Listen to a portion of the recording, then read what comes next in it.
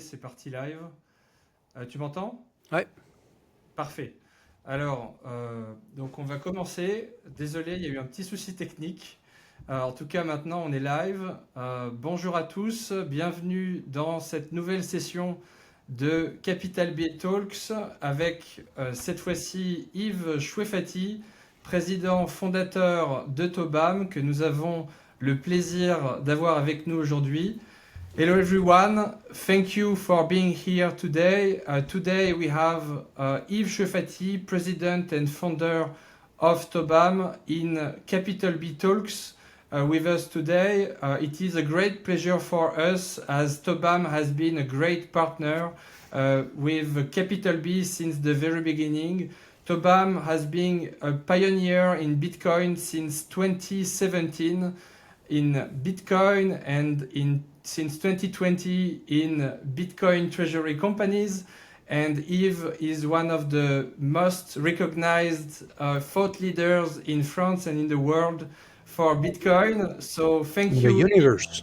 for all your work in Bitcoin since the beginning.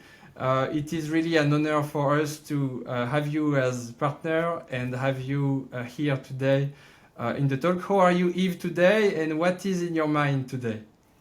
So thanks a lot for this message, Alexandre, and thank you for inviting me.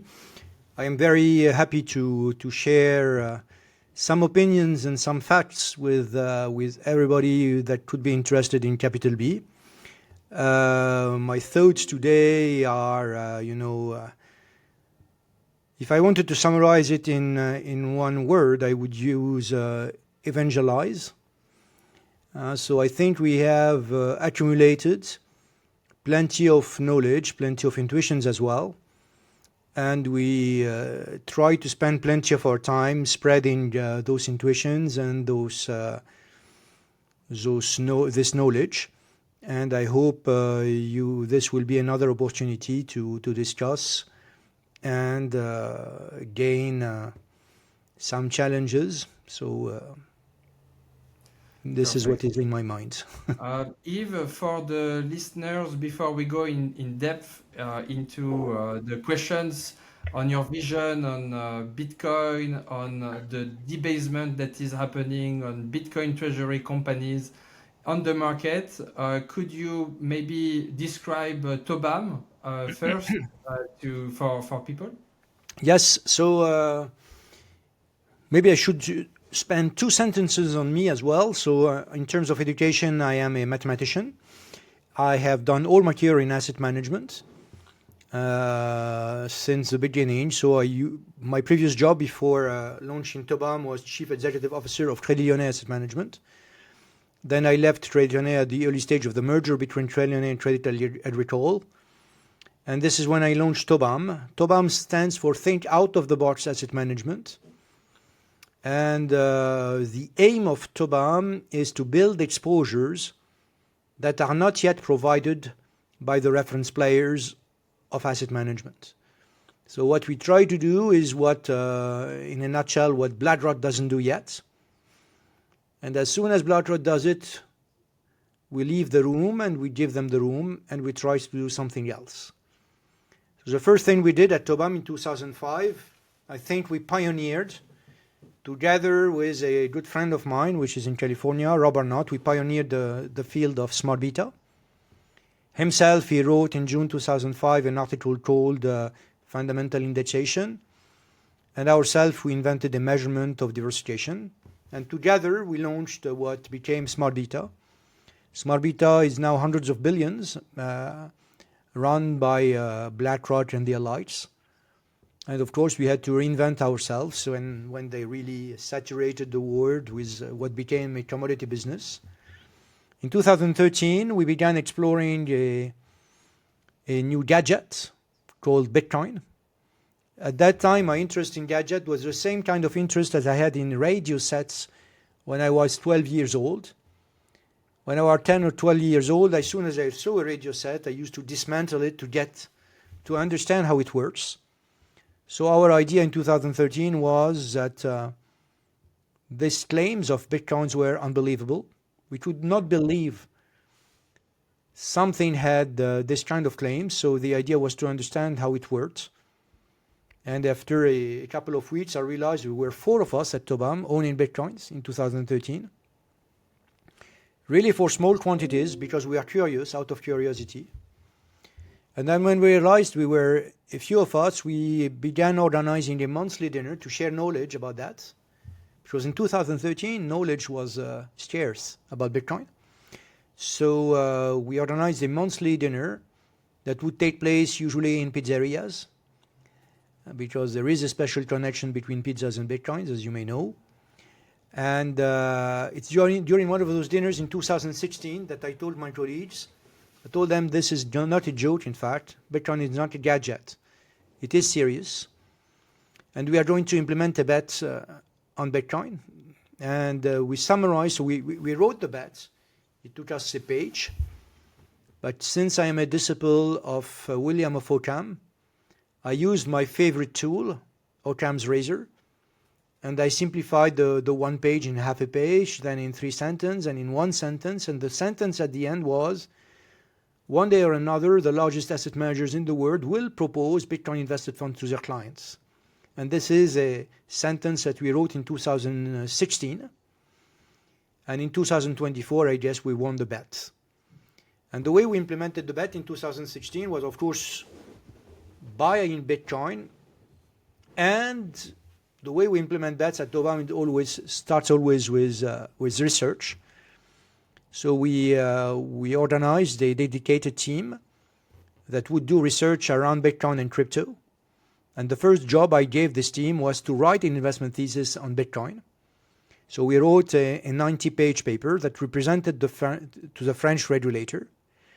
And the French regulator encouraged us to launch a fund that would be invested solely in Bitcoin. It's a fund that we launched in November 2017, and it was the first open-ended fund invested in Bitcoin in the world. So this is the beginning of story of Tobam and Bitcoin.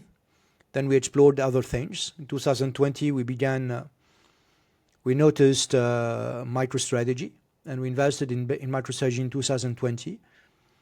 Then we did plenty of research, but I guess we are going to discuss that later on. Yes, indeed. In terms of research, you recently published an IPE article titled The End of Monetary Trust.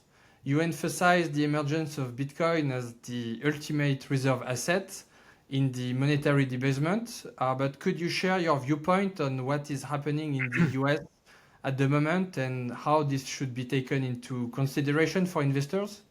Okay, yeah. So it's an article we published on the 5th of September 2025 in Investment Pension Europe. What is the idea behind the article? In fact, whether you read Adam Smith or whether you read Milton Friedman, you will realize that whatever they write about the economics relies on the existence of what I like to call an unquestionable asset. You need a cornerstone. The economy is a system in which you essentially exchange trust. It's an exchange of trust between the employee and the employer. It's a system of trust between the seller and the buyer. And whenever you do a transaction, the base of the condition for the transaction is trust.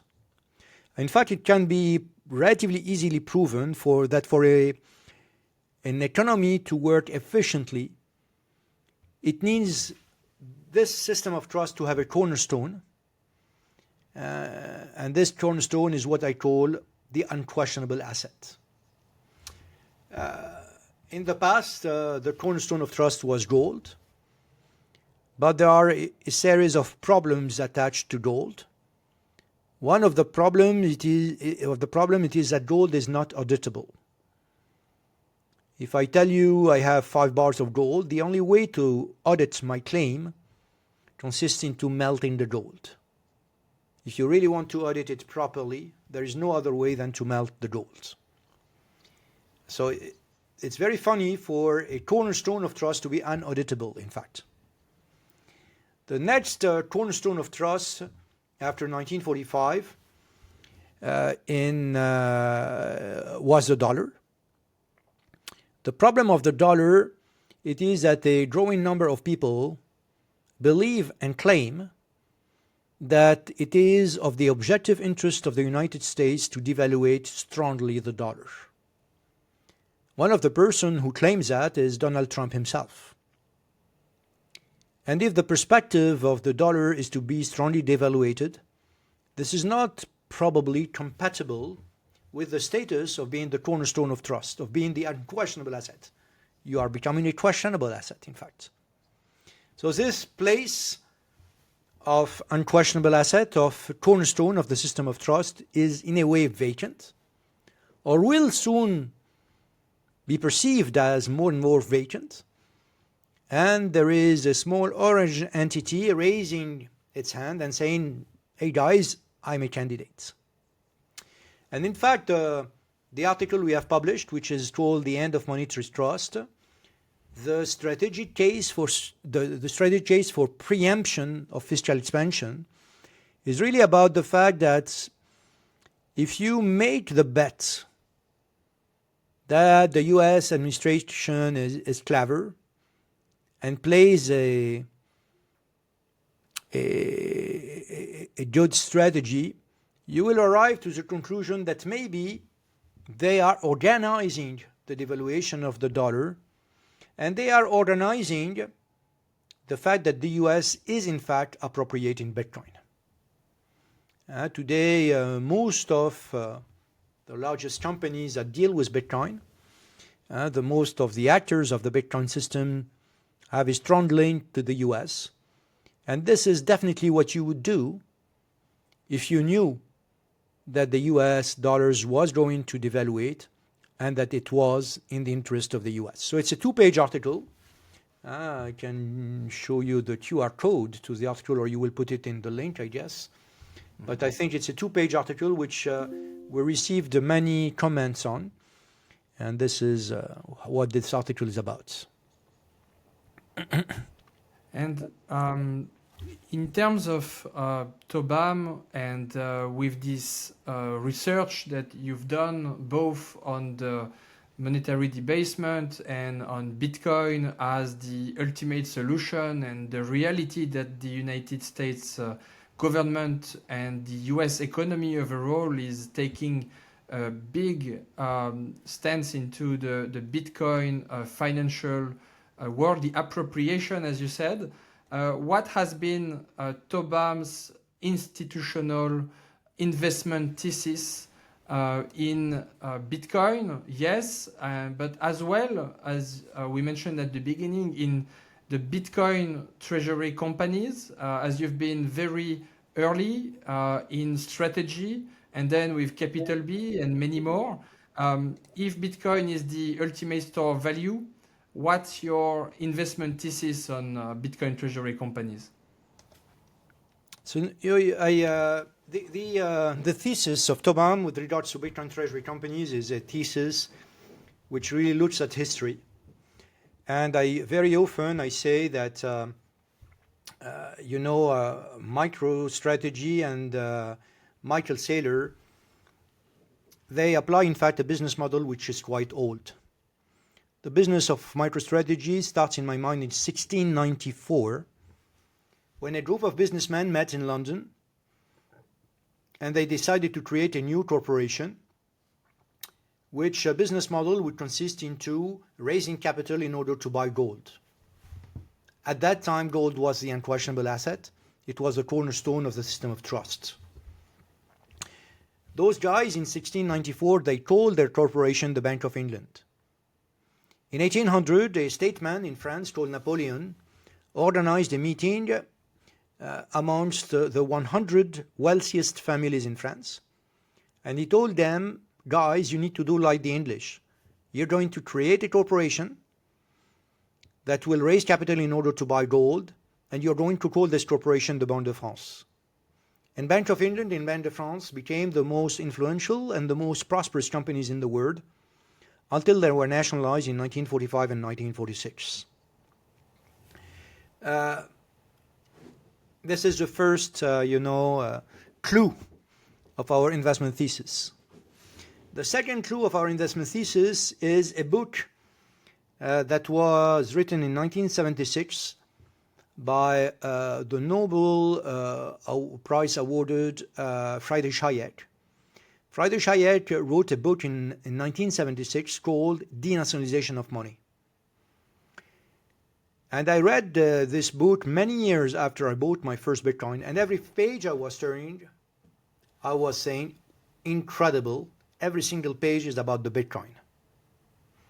And if you read this book more deeply, you will realize that in fact it's not about Bitcoin, it's about Bitcoin and MicroStrategy.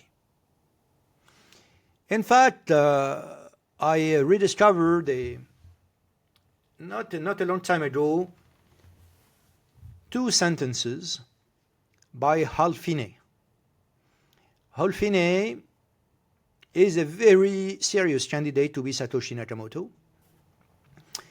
And Hal Finney in 2010 wrote two sentences. The first sentence is, there is a very good reason for Bitcoin-backed banks to exist, to issue their own digital cash, potentially redeemable for Bitcoins. The second sentence is even more interesting, and it is really in the center of beliefs of Tobam. Most Bitcoin, so I'm opening the quotation, most Bitcoin transactions will occur between banks to settle net transfers. So in fact, what we really believe at Tobam, it is that the next currency of the world will not be Bitcoin. Bitcoin lacks, some characteristic of what could be a good currency. One of the characteristics that Bitcoin is lacking, it is 10 minutes between each block. It's also the number of transactions that should be done directly in Bitcoin. I think the next currency or currencies, because what Friedrich Hayek advocates for is competition across currencies. Currencies issued, all of them, by companies that own the unquestionable asset, but those currencies need to compete. The currency issued by Strategy will compete with the currency issued by Metaplanet, will compete with the currency issued by Capital B and the others. But the Bitcoins are not going to move. The job of a central banker consists into managing a balance sheet. A balance sheet composed of two parts, the asset part, which needs to be the most boring balance sheet in the world. You accumulate. Banque de France and Bank of England were not very inventive in terms of balance sheet on this part of it. Maybe in the first years it was the case, but very quickly when it became obvious that gold was the unquestionable asset, they used only to accumulate gold. But they were very inventive on the liability side. And really, in my mind, the job of the liability side of the ECB is what? It's that. This is a paper issued by the ECB, which in fact is on the liability side of the balance sheet of the ECB. If the ECB was a proper treasury company, something that has to do with wealth, and not a joke, the asset side would be boring, and the liability side would be inventive. And this is precisely the description of the two lines of Hal Finney, and it is precisely the description of the 200 pages of the denationalization of money by Friedrich Hayek. It's very important to understand that the central thesis of Friedrich Hayek, it is that a central bank is condemned to fail if it is government-owned. It cannot work. It needs to be privately owned. It needs to be sheltered from the influence of politicians. Otherwise, it will have exactly the same fate as, let me show you one slide that I presented this morning to a very, very large sovereign wealth fund. don't know whether I can share. And you have a share button at the bottom. Yeah, so if I want to share a screen, an entire screen, this is it. So this is, sorry. This is the slide I wanted to show you. This is a summary of... We don't have it yet, Yves. you cannot see it? No. Ah, it's coming. Voilà. It's coming. The problem Bitcoin wants to... it's a slide that I showed this morning to an extremely large investor, which is investor at Tobam, by the way. It's one of the largest sovereign wealth funds in the world. And this is the balance sheet of the Fed, the balance sheet of the ECB, the balance sheet of the Japanese Central Bank, Bank of Japan, and the balance sheet of the Swiss National Bank. You see, what is inflation? It's a definition of Milton Friedman. Inflation has nothing to do with the increase of value of things. It has to do with the increase of abundance of money. If you look at an apple, my favorite example is an apple. If you look at an apple today, it's not more valuable than an apple 30 years ago. It's probably less valuable. It's easier today to produce an apple than it was 30 years ago. But still, an apple is more expensive. It's not because the apple is worth more value. It is simply that the currency you're paying to get this apple has increased dramatically in abundance. And if you recognize the Genesis block of Bitcoin by Satoshi, this is what he wrote. Chancellor on the 3rd of January of 2009, when he issued the Bitcoin, when the first block was mined, he wrote, the Chancellor on break of second bailout. It is the largest title of the Times of that day. And so it's really about that. So really, I believe this is a problem Bitcoin is trying to solve. And when you have that in mind, very quickly, you will arrive to the fact that you cannot trust those currencies anymore. Those currencies that are issued out of thin air. And you will think about the cornerstone of trust, the unquestionable asset. And very quickly you will arrive to the scheme, the historical scheme of the Banque de France and the Bank of England, to the book of Hayek, Denationalization of Money. And you will realize that this is precisely what Michael Saylor, after reading The Bullish Case for Bitcoin, what he began in 2020. This is Michael Saylor. So I should stop sharing maybe. Well, I don't know how to stop sharing. It's here. Okay. It's okay. So I guess, Yves, with this investment thesis, maybe before going into the details of the valuation models that you have developed at Tobam, I guess it would be very useful for the audience to understand the demand that you've seen from institutional investors and the evolution that you've seen in terms of interest since the beginning of the year towards now as well. And is there any evolution that you can see or level of comprehension? And what on that basis, what do you at Tobam, what have you developed as a mathematical model of understanding of the valuation framework of a Bitcoin treasury company? So in terms of demand, I usually decompose the adoption, steps of Bitcoins into how many steps? To exactly 4 steps. I would say that the first era was between 2009 until 2013. And between 2009 until 2013, Bitcoin was really a tech thing. really for tech guys, for libertarians, for people in the Silicon Valley, or for people that were very closely connected to cryptography. In 2013, it became speculation, mostly from retail guys, and still, of course, from the cat. So retail people, wealthy people, came on and saw the thing and began to speculate on investment thesis. Speculate is, for me, an activity which is very noble.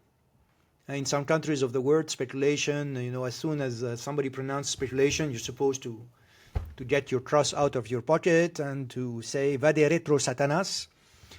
Speculation is, again, because of Occam, the importance of names, of words, nominalism.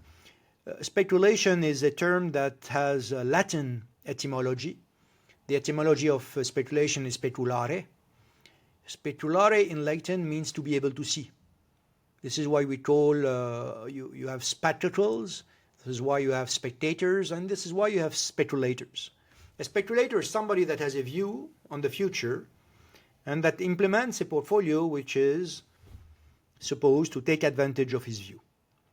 So in fact, those guys in 2013, 2017 had a view, and there were mostly family offices and retail. I think it's in 2017 that large hedge funds joined the band. And the new era, the one we are in today, I call it usually institutional recognition. And it started in 2024 with the launch of the ETF. Now, the game changer for institution was really the fact that BlackRock, Fidelity, Franklin Templeton, Invesco, and all of the others launched ETF. I would say that between 2019 and 2013, you would invest in Bitcoin only if you were a clown. I consider that those who say the Bitcoin is worth nothing in 2025 are now the clowns. So it's a complete change of attitude, a complete change of adoption. Nobody anymore tells us it's a joke, when in fact the largest CEOs and CIOs of the largest financial institution wrote us letters in the past telling us it's a joke. You cannot be doing that. Today they are the jokes if they don't do it, if you don't consider it. So nobody seriously said, apart from the clown in chef in Europe, apart from herself, nobody says it's a joke anymore. But she is here to entertain us, so it's normal that she does her job properly. So this is a real change of attitude. The fact that you are investing in Bitcoin treasury companies is completely in the core of what we try to do at Tobam, building the exposures that nobody else is providing investors with. Nobody, as a serious, large institutional asset manager as Tobam, is providing this kind of completely specialized fund. And we thought it would be interesting for large institutions to get an exposure to that. And this is what we made available progressively from 2020 and today fully fledged since May of this year. Yves, you have created new funds at Tobam, and that is also based on your own framework of analysis. I think it would be useful if you could give the different factors that you have modeled through in a quantitative analysis basis at Tobam to analyze the Bitcoin treasury company, evaluate it from a quantitative approach, and look at those different factors. Okay. Can you see my screen? Yes. Okay. So it's I guess you're giving us as a reference the article we published on SSRN in May 2025. As I told you, we began looking and buying a MicroStrategy stocks in 2020, and it was very interesting for me to try to understand how it would work if Michael Saylor would run his company the way Bank of England and Banque de France run their companies so successfully during 2 centuries, almost 2 centuries. And we tried to modelize that. And we wrote all of that, and we decided to publish that in March 2025. TOBAM is not a research institute, so our aim is not to publish. Our aim is to run portfolios and to invest our clients' money. Why did we decide to do that? Because there were a lot of urban legends about MicroStrategy, saying MicroStrategy is a leverage bet. And for those of us like us who understood, what was effectively MicroStrategy, it is an urban legend that we wanted to fight. MicroStrategy is not only about an enormous quantity of debt that leverages Bitcoin. It was something different. And this is why we decided to publish our article in March 2025. So you can download the article with this QR code. This article became, after 60 days, the most downloaded article in the field History of Finance of SSRN. And if I wanted to introduce the article in a few minutes, I would show you this slide. In fact, if you take the performance of MicroStrategy across any period of time, whether it's 1 day or 3 months or 5 years, and you compare it to the performance of Bitcoin, you will see that, for instance, on the full period, MicroStrategy delivered 645%, when Bitcoin delivered 223. Now, if you add 203 plus 303, this is 505. 505 plus 139 exactly equals, 506 plus 139 exactly equals 645. The same fashion, if you add minus 13 to plus 3, that's minus 10. Minus 10 minus 64 gives you exactly 74. So across any period of time, you can decompose arithmetically, not statistically, the returns of any Bitcoin treasury companies into 3 factors. The first factor is the Bitcoin yield. The Bitcoin yield is a mechanical term which cannot be negative unless the company is managed poorly. The second term is the effect of the performance of Bitcoin. Since those companies own Bitcoin, they exhibit a certain beta to Bitcoin. And when Bitcoin varies, the performance of the company, everything else being equal, varies with exactly beta times the performance of Bitcoin, having in mind that it's a very specific beta because it's a convex beta. It's a beta that grows with time, especially grows very, very steeply when there is a strong up momentum on Bitcoin. And the third term is a relatively simple function of what is known as the MNAV, as the ratio between the valuation of the company to, in fact, the premium, to be more precise, because it's a difference of MNAV. So it's really the premium or the change of the premium of the Bitcoin treasury company. So it is those 3 terms that really, if you understand them well, you will be in a good situation to probably invest in those companies. So could I comment something on that? So whatever of those companies you take, if you take, for instance, during the last 2 years, if you look at this ridiculous orange line here, this is the 300% return in 2 years of Bitcoin. And during those 2 years, MicroStrategy delivered 835%, MetaPlanet delivered 4,900%, and those figures, the 800 and the 4,900, are exactly the result of this equation. They are to the cent equal to the sum of those three things. The Bitcoin yield represents the increase of the number of Bitcoins per share of the company we are looking at. The Bitcoin exposures will tell you that what you own in your balance sheet is more or less valuable, depending on whether Bitcoin went up or down.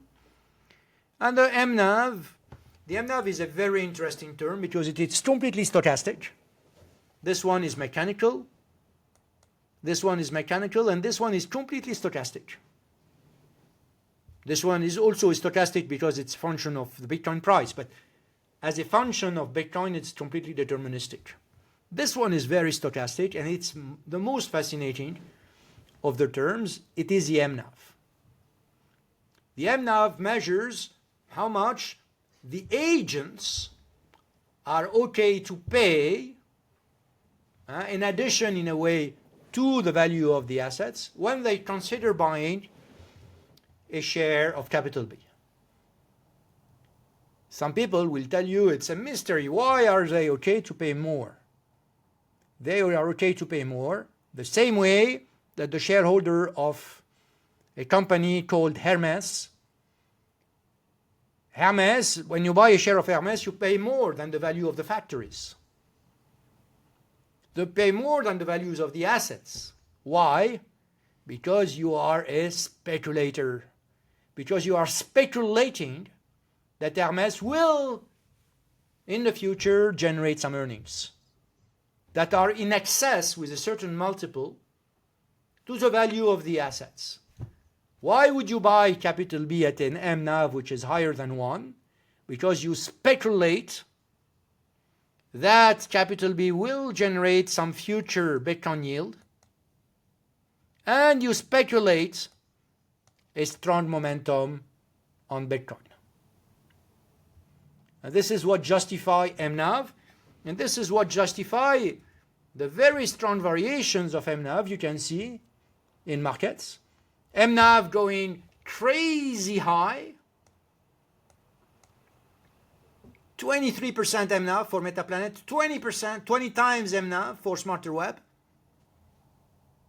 or MNAV going crazy down to an unjustifiable level, which is close to 1, which doesn't make sense. And those variations are stochastic, and they represent exactly the expectations of the agents, expectations crystallized in the MNAV or in the price of the Bitcoin treasury companies as a ratio, as a multiple of the assets they own. So you see, you can do this decomposition that I did for capital, for MicroStrategy, for strategy. You can do it. You can do it for Metaplanet. You can do it for capital B.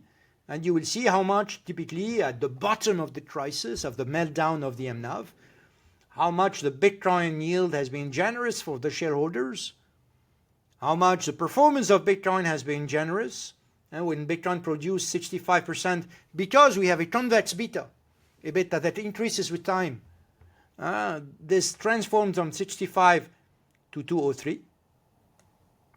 And you see also that in the period of the review, of course, the premium was destroyed a lot of value for the shareholders. And the sum of those three terms are exactly the performance of capital B.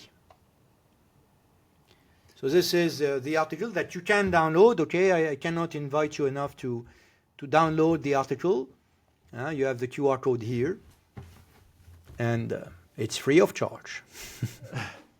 How would you analyze, Yves, speaking of premiums, the evolution of the premium over the summer and the last 3 to 5 months that you mentioned doesn't make sense right now in terms of how down it has come compared to how it didn't potentially make sense as well to the extremes at around the months of May and June.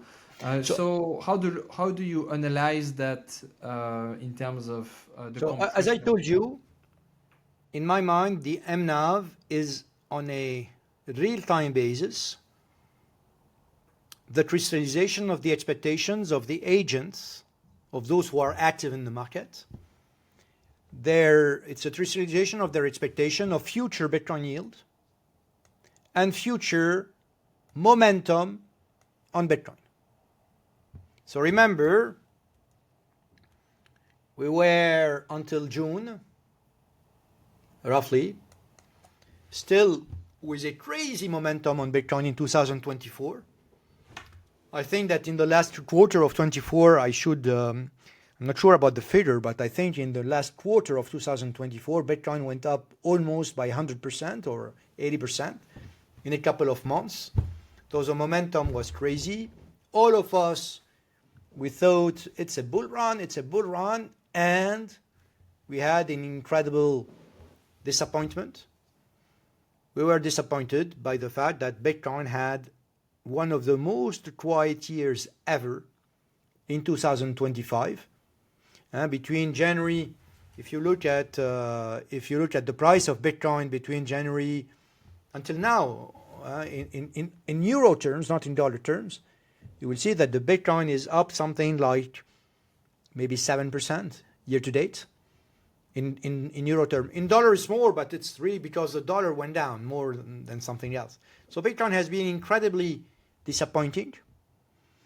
And when you're disappointed because a part of your expectation is on the momentum of Bitcoin, this is a very large part of the expectations. Because you are disappointed about that, when an agent is disappointed, he's ready to pay less. So you had some sell outflows here.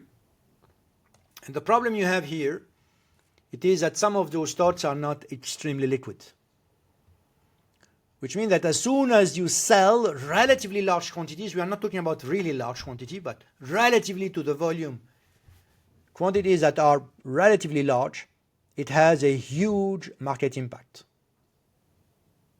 Market impact can be our friend, by the way. If Bitcoins were so high, 20% here, 23% here, even 14% here, it's also because of a high market impact. So it works both ways. This is why I know very well that as soon as we will have some serious inflows of buy orders on Capital B and the others, it will have an enormous impact on the price. Because those stocks are not extremely liquid. So those who sell it will have a negative impact, a strong impact on the price down. Those who buy it will have a strong impact on the price up. And this is my comment about the past. And my comment about the future, it is that I am not sure at all those companies have reached their all-time high in terms of MNAV. I don't see any reason for that to be the case. Today we are in this situation. We have two engines. We have the price of the Bitcoin and we have the MNAV. On the MNAV front, we are very close to what I call the century territory. MNAV cannot be, in a sustainable fashion, strongly lower than 1. Why? Because on the assets page of the balance sheet, you have the most liquid asset of the world. Not buying a treasury company with an MNAV of 0.8 or 0.9 is difficult to justify. You know very well that it's extremely likely not to be sustainable, this kind of price. Apart if you have a very specific risk, if there is a fraud or something else, it's different. But apart from that, if the company is run properly, if the legacy business is not losing money, it's very, very difficult to justify why would this kind of companies, offer an MNAV which is strongly below 1 in a sustainable fashion. Now it can go below 1 because it's offer and demand. If you sell, and you have no buyers, it will go below 1, but it's not sustainable.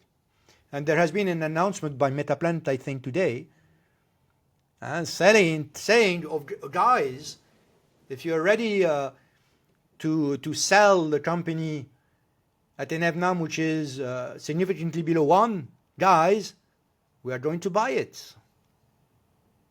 And the Bitcoin yield that could be generated by buying your own stock is as strong as the one you can generate by selling your stock. When the MNAV is higher than 1 and when the MNAV is lower than 1 on the other side of the event. So for the MNAV, I am more than optimistic.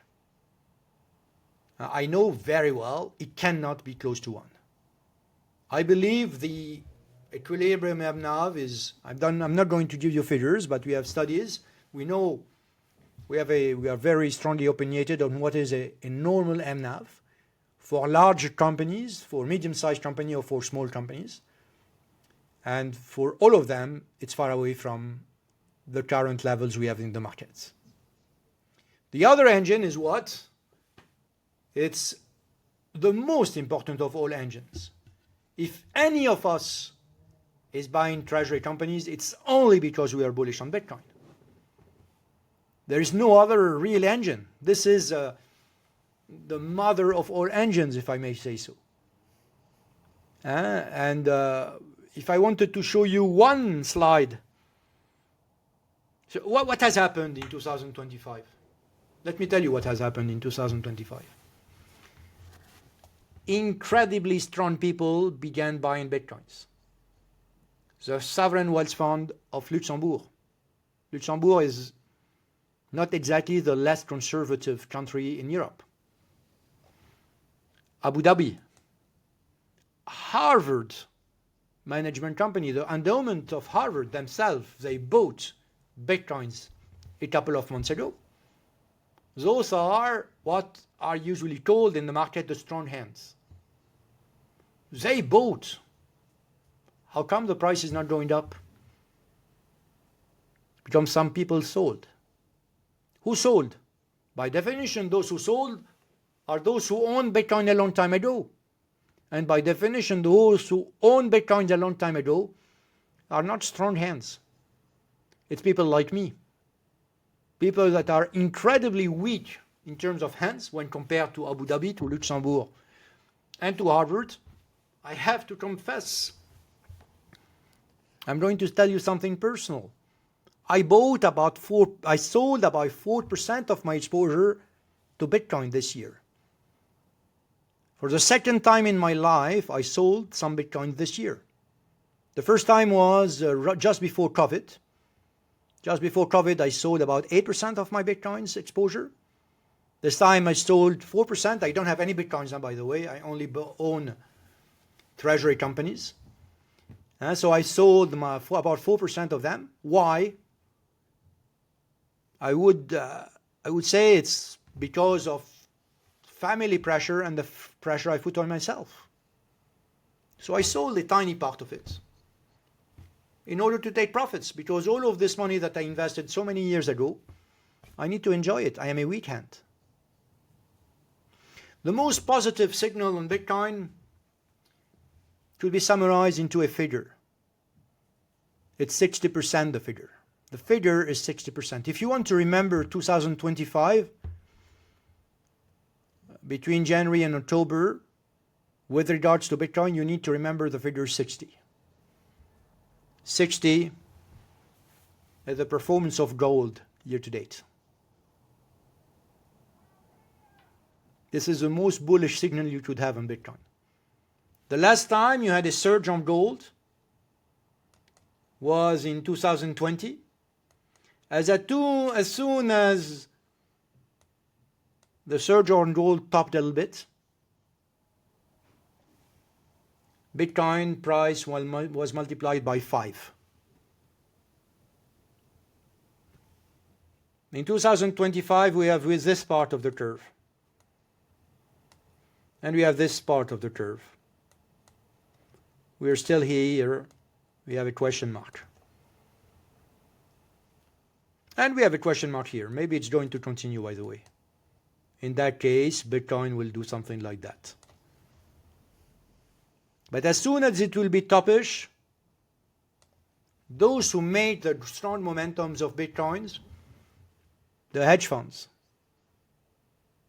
will try to harvest their next fruit, and it's going to be Bitcoin. So those who are invested like Tobam in Capital B, in Metaplanet, in all of those things, or in the funds of Tobam, I really believe that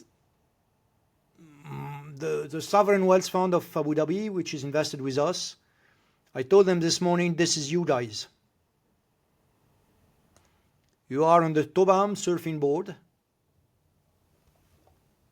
and if the Bitcoin wave comes, you're going to enjoy the ride. This is my view on where we are in terms of... Don't ask me too many questions because every question takes me 10 minutes. Huh? I'm not fluent in English, so it takes me a lot of time to develop my ideas. So Yves, you've been a very strong hand, despite what you say. You are one of the stronger hands in my book for Bitcoin and Bitcoin treasury companies. In fact, you've been definitely a very important and great partner for Capital B since the very beginnings. What has been your journey as a Capital B shareholder, Capital B strategic investor at Tobam, and what have you learned along the way? What I have learned,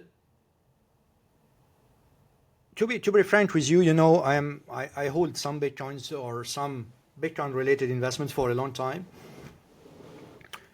So volatility is always something which is difficult to handle, but I think I handle it quite well. So when suddenly you have a shock, you're shocked, but as the next day and the next week, you say, after all, it's only stochastics. It's only expectations. Prices are only the crystallization of expectation. So when the price is too high, you need to be reasonable. And when the price is too low, you need also to be reasonable and to say, after all, am I holding a strong asset or not? This is what matters. The fact that the others have speculation that it's going to fall down or speculation that it's going to go up is not the right barometer to hold Bitcoins. With, at the end of the day, volatility is about what? Volatility is about the difficulty to evaluate things. And very often I say Bitcoin has a strong volatility. Why? Because Bitcoin is a project. Bitcoin is not a currency. Bitcoin is, you cannot use Bitcoin in your shopping malls. You don't use Bitcoins to do the accounting of your company. So it's not money. It's a project of money. And a project is always systematically associated with volatility. There is volatility because it's a project. Pricing a startup is the most difficult art on our planet. It's difficult to evaluate a startup, pricing it. And when something is difficult to price, there is volatility. And the fact that the price varies means that the prices are not reliable. The MNAV of Capital B is not something which is very reliable. So if it's 3 or 4 or 6, at the end what matters is, do you trust the business model? Do you trust the asset? Don't you trust the people? Do you trust the people? Do you trust that they are sincere, that they are actually doing what they claim they are doing? If you do so, you're comfortable. And volatility, when you have a volatility of 100% and the asset is worth 10, it means that you have no idea whether it's worth 5 or 20. Volatility is the uncertainty of the price. So you know the right valuation is somewhere, and the actual price that you can see on the market is a subjective evaluation of the value of the asset. But it's subjective. And this volatility, the higher the volatility, the least you should look at short-term movements. You should be at ease or comfortable or uncomfortable with the long-term optics. But looking at the MNAV on a daily basis, the MNAV has an impact because on Bitcoin yield, etc. But it varies so quickly because of low liquidity, because of the volatility of the asset, that you need to be quiet and stay calm. And now there are hundreds of companies with Bitcoin on the balance sheet that are publicly listed. How do you select the ones that you want to draw and put the more attention to, or the most focus to? What has Capital B done that you have considered of great value? What is also your anticipation for the future of this industry going forward? Okay, so we, because we are relatively well known in this field as a visible asset manager in this field, of course, everybody that has a project on that field, especially in Europe, will contact us to try to convince us to either to buy their stock, or at least they will consult us to check what is our opinion on the way they are going to run the specificities of their projects. So after looking at so many projects, we came up now with a due diligence questionnaire. So we have organized a due diligence questionnaire, which is about 200 questions, which really tries to collect all of the information we believe is crucial for the success of a Bitcoin treasury companies. So I would say that in the case of Capital B, if I was frank, I would say there was only one problem, which was the fact that, I'm not going to be specific, but let's say it this way. Nowadays, a company has to have a headquarters. And most of the companies of this planet have their headquarters in a country. And some countries are more kleptomaniac than others. So it's important that you make sure that the project you're looking at have organized a plan B, if I may say so. I think it's Lugano today, no? It's a Lugano conference today. So it's another kind of plan B. So that if the government becomes more kleptomaniac, even more kleptomaniac than he was, and this is a point that when we began the discussion with Capital B, we told them, guys, I'm not sure in which country you want to base your headquarters. Make sure that if the country is not very high in terms of standard of not being kleptomaniac, make sure you are open-minded. Make sure that you have a setup for a plan B. And the answers you gave us at that time were very satisfactory. but it's typically a point of attention that we had when we looked at the Capital B project on the early days. So we have 4 chapters.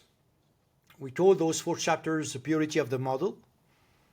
We don't want you to accumulate something else than Bitcoin. It's a systematic use of proceeds. We want something which is very systematic in the use of proceeds. We look very much at the custody, how you custody the Bitcoin. We look very much at the fact that there should not be any cash flow leakage. We look at, we want a tax audit. We want a regulatory audit. The second chapter is transparency. So we look very much at the way you communicate, the different parameters and how much they are audited. Then we look at things that are more market driven, typically the existence of a premium. A very important chapter for us is how much powerful the capital table is.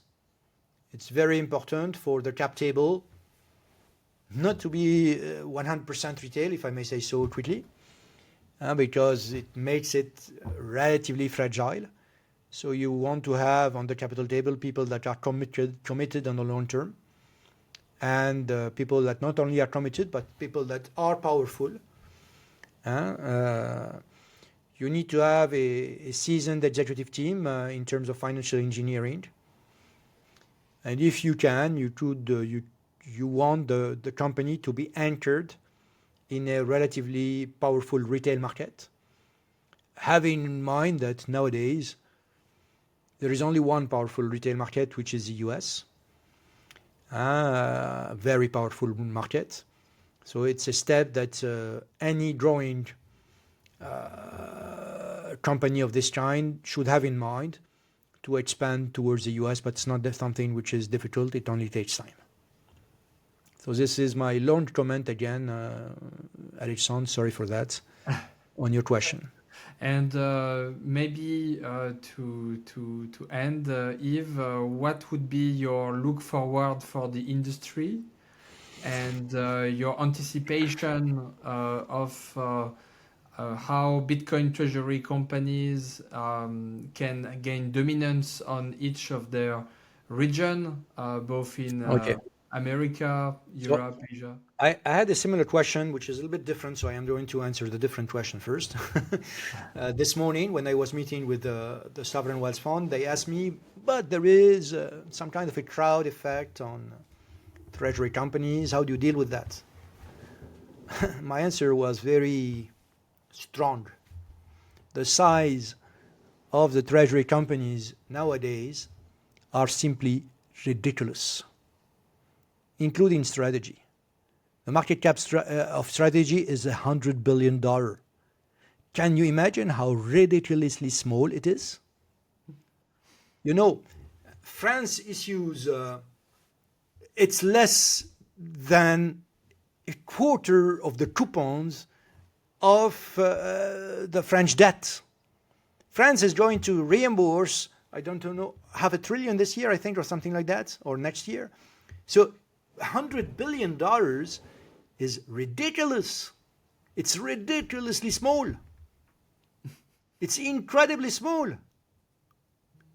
Yeah, it's as if you told me Bitcoin is the future unquestionable asset of the world, and Bitcoin is worth, the total of Bitcoin is worth $2 billion. This is what Bitcoin was worth when its price was $100. Some people thought it was expensive at $100.